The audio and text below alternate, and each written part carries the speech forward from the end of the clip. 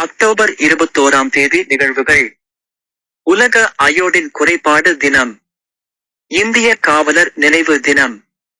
எகிப்திய கடற்படை தினம், எகிப்து. தேசிய செவிலியர் தினம், தாய்லாந்து. நடாயே தினம், புருண்டி. வெளிநாட்டு சீன தினம், சீன குடியரசு. தாமஸ் எடிசன் தனது முதல் ஒளிரும் விளக்கை வெற்றிகரமாக சோதித்தார் 1879. சுபாஷ் சந்திர போஸ் சிங்கப்பூரில் சுதந்திர இந்தியாவின் தற்காலிக அரசாங்கம், ஆசாத் ஹிந்த், அமைக்கப்பட்டதாக அறிவித்தார் 1943.